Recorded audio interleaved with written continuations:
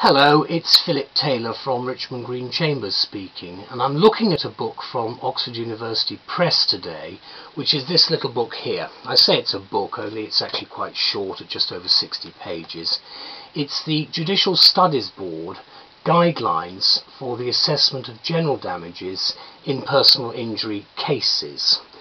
It's written by Mr. Justice Mackay and a team of people as a working party. Their names are there. This is the 10th edition, and there's a foreword from Lord Newburger. The book itself has got a useful little index at the back, which you can just see, and it's got a standard structure for the various levels of awards which you might be looking for depending on the injury. My wife and I have written a book, Elizabeth and I have written a book review of this, which is actually on Flickr, and we've given it the title, Once More Unto the Quantum, for the 10th time, the JSB Guidelines updated for inflation. And what we've said is this. When this excellent work first appeared in 1992, Lord Donaldson wrote that there could be no doubt about the practical value of this slim volume, and how right he was, as we now celebrate the 10th edition, which has been updated to take account of inflation and judicial decisions.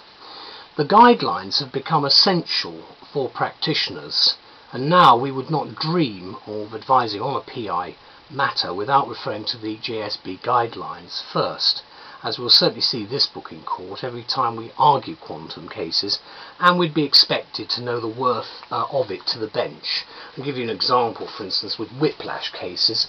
Chapter 6 on orthopaedic injuries, you can see the level that is given there at the side. The guidelines are always well received, and they have a clear and well received influence, of course, on the judiciary as well. The hard work of Colin Mackay and his team explains the current need for this book as a record of the levels of awards and settlements which we use as a starting point for our advocacy when the issue of quantum is actually needing some form of decision making.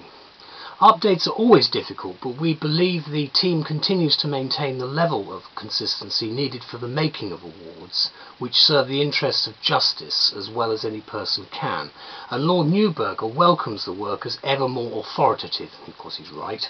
He also highlights its usefulness from the comments the book's readers have made, together with all the different areas where reports are to be found, which of course does make the working party's job rather difficult.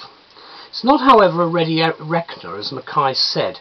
It distills the conventional wisdom contained in the reported cases and supplements it from the collective experience of his working party, presenting the result in a convenient, logical and coherent form.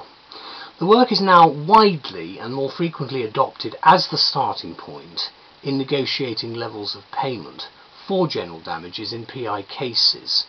The contents cover the normal areas that you would expect, and there is an index at the front which you can see there and going over the page. The publishers send copies of these guidelines to all those hearing PI cases, and it's an indispensable tool for all legal professionals involved in PI litigation. I love the book myself. It's something I treasure.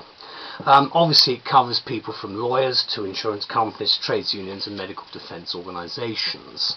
Let me conclude by saying that we cannot be without our copy of the JSB Guidelines for quantum advocacy, and we know the clients appreciate the user-friendly wisdom they give. Just make sure you've got the red cover and not the grey cover for 2010, otherwise you'll be squirreling around. Thank you very much, Oxford University Press and Mr. Justice Mackay and his team. Bye-bye.